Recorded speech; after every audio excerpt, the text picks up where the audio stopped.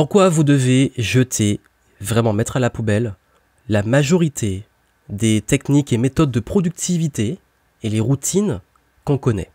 Et même et surtout vos to-do list et votre agenda. Attention, dans ce podcast, je vais aller vraiment à contre-courant de beaucoup de choses qu'on apprend en développement personnel, en gestion du temps et en productivité. Bienvenue ici Johan Yangting, dans ce podcast, on va parler justement productivité et gestion du temps. Et la grande question que moi j'ai à vous poser, c'est vous, comment vous organisez et comment vous gérez vos priorités. Parce que quand on parle de gestion du temps, le premier réflexe chez beaucoup, ce sont les to-do list, les agendas, les super routines gagnantes du type Miracle Morning, tenir en journal, etc. Et en réalité, et je me rends compte parce que je suis dedans depuis très longtemps et j'ai testé plein de choses, que ce n'est pas aussi efficace qu'on veut dire et même que ça fait l'effet inverse. Ça crée du stress, de l'angoisse, de la culpabilité, de la non-productivité, de la procrastination, de la dispersion. Et je vais vous expliquer pourquoi ici. D'ailleurs, j'en profite. Si vous n'avez pas encore vu, je viens tout juste de lancer et mettre en ligne ma nouvelle méthode pour justement vous montrer comment organiser vos journées, gérer votre business, atteindre vos objectifs et comment remplacer vos agendas, to-do list et trucs complexes par un carnet et un crayon. Ou si vous le souhaitez, un système dématérialisé ultra simple.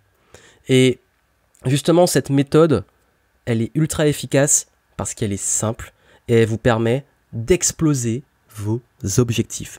Donc si vous ne l'avez pas encore vu, vous voulez plus d'infos sur la méthode, allez voir ça en description, dans le petite fiche descriptive du podcast et vous allez pouvoir donc la mettre en pratique et pouvoir vraiment passer au niveau supérieur et arrêter de vous prendre la tête avec tous ces trucs de productivité, de travail courant qui en réalité vous font perdre du temps, de l'énergie, de l'argent parfois et je vais vous expliquer pourquoi.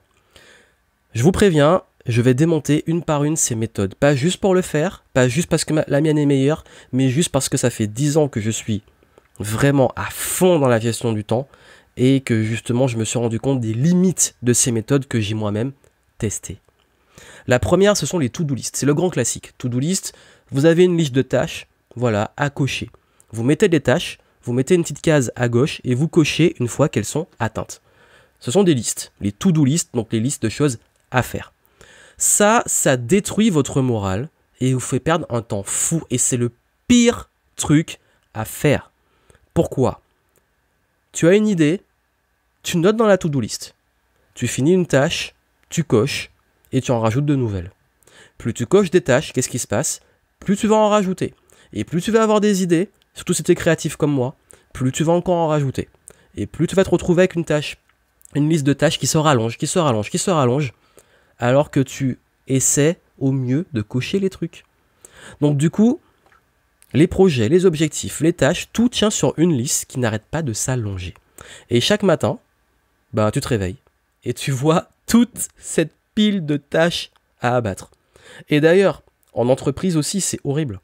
T'imagines, en tant qu'employé, moi je l'ai vécu en stage, tu arrives le matin, tu allumes ton ordi, tu regardes tes tâches, et là tu vois tout ce que le boss t'a mis à accomplir aujourd'hui. C'est ultra décourageant. En plus, ça ne permet pas de prioriser, d'être focus, d'être motivé, de prendre du recul sur la progression en se disant, en fait la seule progression c'est qu'on check des trucs. Donc il n'y a pas de hiérarchie d'importance, il n'y a pas de plaisir, il n'y a pas d'impact des tâches, en quoi la tâche est importante, et du coup on se retrouve vraiment à se démotiver. On voit juste une liste de tâches comme on verrait une liste de courses. Est-ce que vous avez vraiment envie de mettre vos objectifs business, vos objectifs, vos rêves, vos objectifs personnels, de santé, etc., vos objectifs financiers au même niveau qu'une liste de courses ? Il n'y a rien de plus chiant qu'une liste de courses. Et pourtant, on traite des choses importantes, des tâches importantes, de la même façon. Rien que pour ça, les to-do list, c'est les pires trucs à faire au monde. Et je peux vous garantir que avec ma méthode, vous n'avez plus de to-do list. Il y a un aspect check, mais totalement différent. Parce que justement, là, on parle de vrais projets. On ne peut pas gérer des vrais projets comme des to-do list ou des listes de courses, des listes de trucs à ne pas oublier quand on part de chez soi ou qu'on part en voyage. Là, on parle de rêve, on parle de projet, on parle d'objectifs, on parle de savoir prioriser, savoir être focus. Ça demande d'aller beaucoup plus loin qu'une simple to-do list. Et surtout, il faut rester motivé. Et pour rester motivé, il faut voir sa progression et il ne faut pas juste voir des choses qu'on coche. Il faut voir en quoi c'est important, en quoi ça a de l'impact et quels résultats ça apporte. Parce qu'il y a ce besoin de récompense. Parce que quand vous faites des tâches, vous avez envie de célébrer aussi les victoires. Donc voilà pourquoi le premier truc, premier réflexe que tout le monde fait de façon classique, qui sont les to-do list, c'est à l'heure actuelle pour moi le pire truc à faire. Deuxième chose, c'est les méthodes du type Getting Things Done, notamment celle, ça, en français c'est S'organiser pour réussir de David Allen. C'est l'un d'ailleurs des premiers livres que j'ai lu en productivité. Et je peux vous dire que quand j'ai vu cette méthode et que j'ai fini le livre la première fois, ben la première chose que ça m'a créé, c'est de l'angoisse. Parce que je me suis dit, ce truc-là, c'est tellement complexe que ça me saoule de le mettre en place. Et je me suis rendu compte que je passais plus de temps. Au début, il y avait un petit côté kiff, waouh, super, j'ai un super système que je mets en place. Parce que le but, c'est justement de systémiser un peu les choses, de mettre en place des systèmes avec des prises de décision, etc. C'est une méthode qui, sur le papier, est un peu complexe si on n'est pas initié. Ça dépend de votre niveau. Maintenant, on peut l'avoir de façon plus ou moins simple, mais il y a un gros problème dans cette méthode. Il manque plein de choses. La première chose qui manque, c'est que déjà, selon lui, si une tâche prend moins de 2 minutes, il faut la faire tout de suite. Il n'y a rien de plus contre-productif que de se dire, si j'ai un truc à faire qui prend moins de 2 minutes, je dois le faire tout de suite. Pourquoi ? Supposons que vous êtes sur une grosse tâche. Vous êtes en train d'écrire. Vous écrivez votre livre et vous devez écrire aujourd'hui, je sais pas, 10 pages. Et que là, vous avez une idée, vous êtes dit, mince, j'ai oublié d'envoyer un mail de confirmation à telle personne, ça va me prendre moins de 2 minutes. Ok, ah mais mince, il faut que je l'appelle du coup, ça me prend moins de 2 minutes. Ah mais, oh, mais je suis pas allé justement acheter mon petit truc, là, ça me prend moins de 2 minutes. Bon là, j'ai envie de me prendre un café, ça me prend moins de 2 minutes, etc., etc., etc. Et du coup, 2 minutes, plus 2 minutes, plus 2 minutes, plus 2 minutes, qu'est-ce qui se passe ? Vous avez complètement arrêté l'écriture de votre livre. Et ça, combien de personnes le font ? Et c'est aujourd'hui l'interruption, c'est le pire ennemi de la concentration, du focus, et surtout le pire ennemi de la productivité. Donc ça, rien que ça, cette approche-là, je la trouve un peu bizarre. Et l'autre gros problème de cette méthode, c'est que ça vous transforme en robot qui abat des gros projets complexes sans prendre aucun plaisir. C'est ultra mentalisé. Ça peut être une très bonne méthode pour les esprits ultra ingénieurs, ultra techniques, mais c'est la pire des méthodes au monde pour les esprits un peu créatifs, intuitifs et autres, qui, et je le dis souvent, c'est bien d'avoir du cadre, ça crée de la flexibilité, mais là c'est trop de cadre. Réellement, à ce niveau-là, le plus efficace, c'est de définir un système le plus simple possible, qui permette de canaliser votre créativité pour rester focus sur le plus important, et de garder flexibilité pour des projets créatifs, ou simplement votre bien-être, le temps libre, les projets annexes, etc. Donc ça, en fait, ça demande du cadre, certes. Il y a des choses dedans qu'on peut prendre qui sont intéressantes, mais utiliser uniquement cette méthode ou des méthodes similaires, bah, ça crée justement une charge mentale, une culpabilisation, une sorte de prison de verre de travail qui finit jamais. Et d'ailleurs, je crois même qu'elle a été détournée. Il y a quelqu'un qui avait fait une méthode qui était Zen to Done, beaucoup plus simplifiée, qui était déjà un peu mieux, mais là encore, il manquait des trucs, il y a des trucs un peu incohérents. Mais quoi, pour tout ça, pour vous dire que franchement, si à l'heure actuelle, vous voulez vous organiser et être focus, n'allez surtout pas cette méthode-là, parce que là, vous allez encore plus vous perdre. L'autre approche, c'est tenir un agenda. Ça, c'est ce qu'on apprend à l'école. Au début, c'est les cahiers de texte, après, c'est l'agenda. Donc, qu'est-ce qui se passe dans l'agenda ? C'est qu'on met des choses à faire. Qu'est-ce qui se passe avec un agenda ? C'est que pour beaucoup de personnes, et même pour la majorité des personnes, ça les rassure. Ça les rassure de maîtriser leur temps. On pense maîtriser son temps dès lors qu'on a un agenda. Alors, quoi de pire que de se réveiller le matin ? En tout cas, moi, c'est un truc que je trouve horrible. Comme les to-do list, se réveiller le matin et voir un agenda plein. Et se dire, oula, ma journée, elle est entièrement contrôlée. Je vous dis, pour certains, ça les rassure. Ils pensent pouvoir avoir le contrôle sur le temps. Mais en réalité, c'est l'agenda qui les contrôle. Parce que oui, c'est toujours bien d'avoir l'image du ou de la jeune cadre dynamique ou du jeune entrepreneur ou plus âgé, peu importe, la personne active, dynamique, qui a un agenda plein, qui a des rendez-vous, des appels, des calls, etc. Waouh, je suis actif et tout. 2 mois après, on les retrouve à témoigner parce qu'ils ont vécu un burn-out. Non, mais c'est caricatural, mais c'est la vérité. C'est qu'à un moment, le besoin de s'occuper pour se donner bonne conscience ou bonne image, c'est bien mignon. Mais maintenant, vous voulez quoi? Être efficient, avoir du temps libre, ou finir par péter un câble parce que vous avez un agenda qui finit jamais? Honnêtement, et je vais être très franc avec vous, aujourd'hui, je bosse 10 fois moins qu'avant et je gagne 10 fois plus. Je ne suis pas tout le temps sur mon téléphone à répondre à des emails ou des SMS, ni à faire des appels. Je suis pas tout le temps derrière mes emails. Je suis pas tout le temps en rendez-vous. Même d'ailleurs, c'est très rare tout ça. Je travaille sur ce que j'aime. Je décide complètement de comment je remplis mon agenda. Personne n'a un contrôle sur mon agenda, sauf rares gros imprévus familiaux, et vous le connaissez. Mais je parle de façon globale au niveau professionnel. Personne ne contrôle mon agenda, c'est moi qui le contrôle. Et pourquoi? Parce qu'en fait, en réalité, j'ai pas vraiment un agenda. J'ai un système. J'ai un système qui me permet justement, et quand je dis un système, c'est pas une blague, c'est vraiment un système. C'est-à-dire que j'ai créé un système qui me permet de répondre à l'une de mes valeurs principales, et c'est pas la valeur principale qui est ma liberté. Ma liberté, c'est ma priorité. Et je préfère contrôler mon temps que laisser mon agenda et les autres contrôler mon temps. Parce que dès lors que ce sont les autres qui gèrent votre agenda, des gens qui vous... ça peut aller même dans les emails, dans les SMS, dans les appels. Si vous laissez les gens prendre votre temps, au bout d'un moment, il n'y a plus de limites. Donc moi, ces limites-là, c'est vous qui les jaugez. C'est vous qui les créez, vos propres règles. Moi, je suis un peu extrême. J'aime avoir un agenda très light. Quelques rendez-vous, quelques calls, c'est ok, mais quand j'en ai envie. Et surtout, en fait, si vous cherchez la liberté, c'est vous qui devez être au contrôle. Donc ça, c'est ma vision de l'agenda. C'est à vous de voir qu'est-ce qui est important pour vous, mais je sais que beaucoup d'entre vous qui me suivez, vous aimez cette notion de liberté. Justement, je vous montre comment je gère tout ça. Je vous montre mon système, comment je gère même mes appels téléphoniques, mes emails, mes rendez-vous, mes règles, comment j'ai créé des règles pour mon agenda, comment j'ai mis ça en système, et quand je dis système, même au niveau technique, avec des outils ultra simples. Et vous pouvez le voir dans la méthode que vous avez en description si vous voulez aller plus loin. Mais quoi qu'il arrive, gardez l'idée. Vous contrôlez, ce ne sont pas les autres. Et bien entendu, il y a cette fameuse morning routine, notamment avec le Miracle Morning. Tenir un petit journal, visualiser les objectifs, méditer, je sais pas combien d'heures le matin, faire du yoga, faire du sport, etc. Vous savez, toutes les routines à la mode en dev perso. Ok, ça a des bonnes intentions, et je serai le dernier à dire que ces routines-là sont mauvaises. Seulement, j'ai un petit peu l'impression que c'est devenu un truc élitiste. Regardez, moi j'ai mon Miracle Morning, je me réveille à 5 heures, je fais mon petit yoga, je visualise, etc. C'est cool, regardez-moi.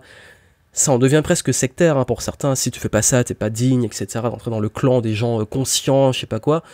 C'est bon, à un moment, foutez-nous la paix, quoi. J'ai pas envie de me réveiller à 5 heures. Et ça, c'est... Moi, j'ai rien contre ces méthodes, c'est ok.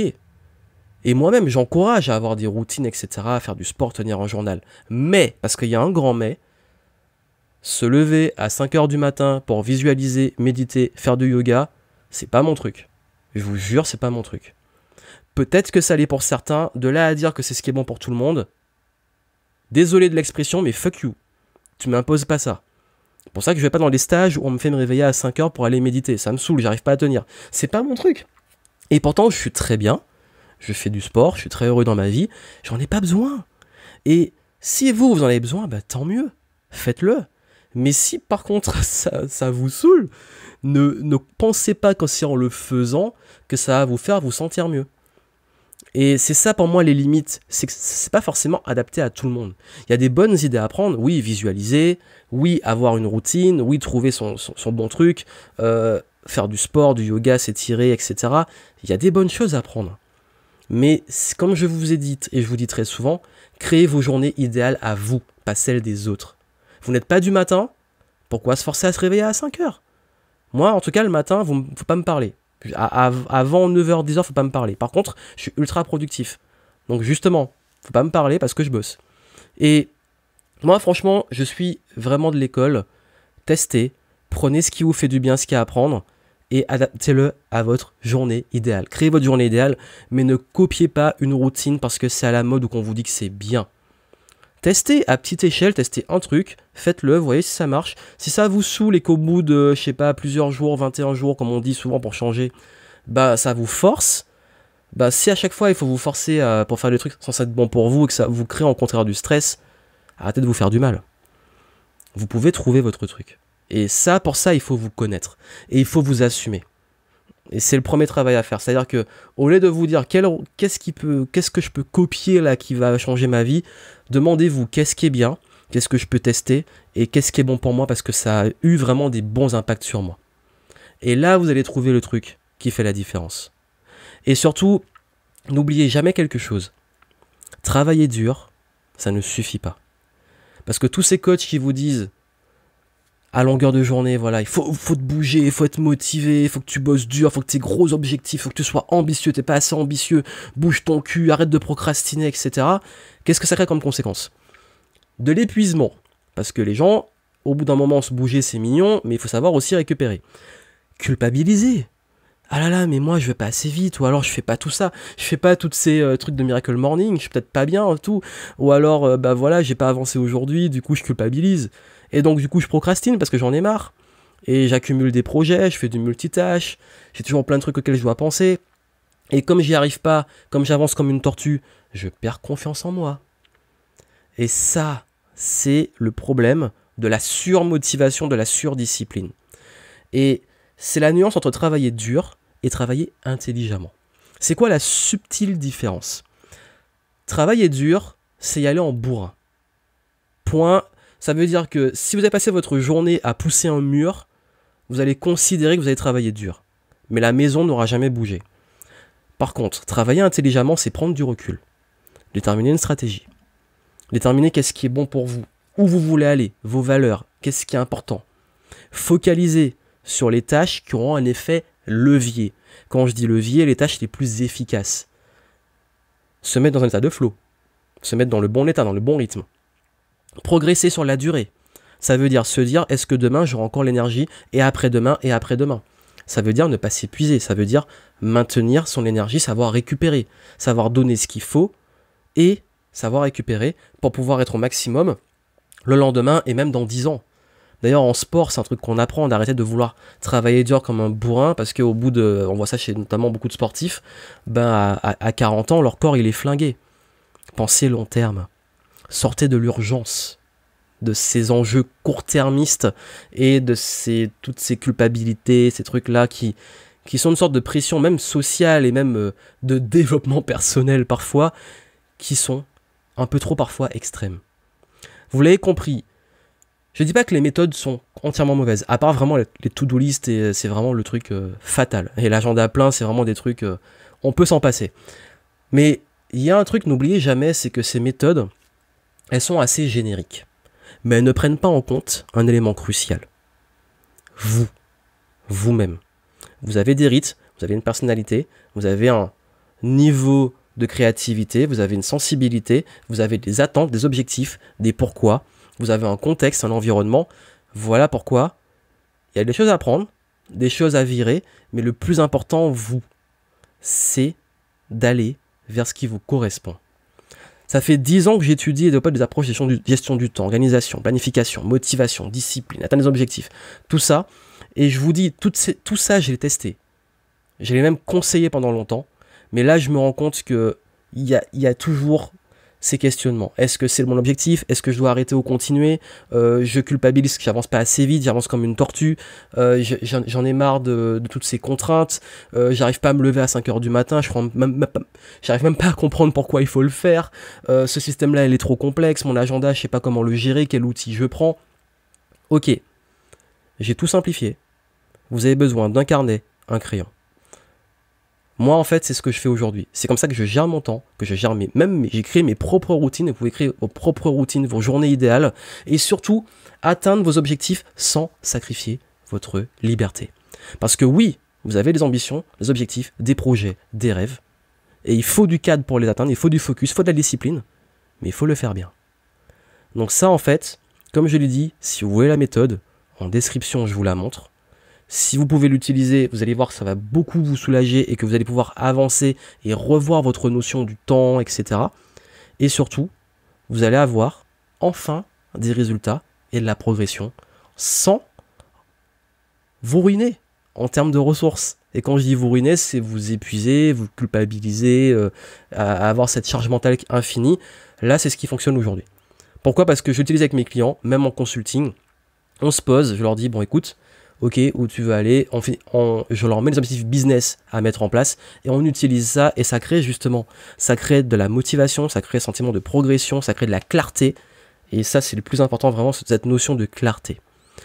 Ça tient sur un carnet, un crayon, ou aussi, si vous êtes plus un peu geek comme moi, ordinateur et tout, avec 3 outils gratuits, qui sont en plus dans le cloud, donc téléphone, ordinateur c'est compatible, vous pouvez mettre en place ce système.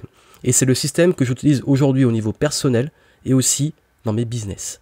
C'est en description, mais quoi qu'il arrive, n'oubliez pas, c'est bien beau les méthodes, mais vous trouvez ce qui vous correspond. Et justement, ce que j'ai développé, ça permet d'être assez flexible pour s'adapter à vous, ce qui vous correspond, parce qu'on le trouve ensemble, ce qui vous correspond. Allez voir ça en description. Parlez-en si vous connaissez des gens qui sont à fond dans ces Miracle Morning, To-Do List ou je sais pas quoi là, qui se perdent dans tous ces trucs là, et envoyez-leur ce podcast pour qu'ils comprennent que justement là ils sont en train de s'épuiser pour rien, et puis laissez un petit avis sur iTunes, ça fait toujours plaisir pour m'aider à diffuser le podcast au maximum. N'oubliez pas, l'important c'est de kiffer le game. À très bientôt.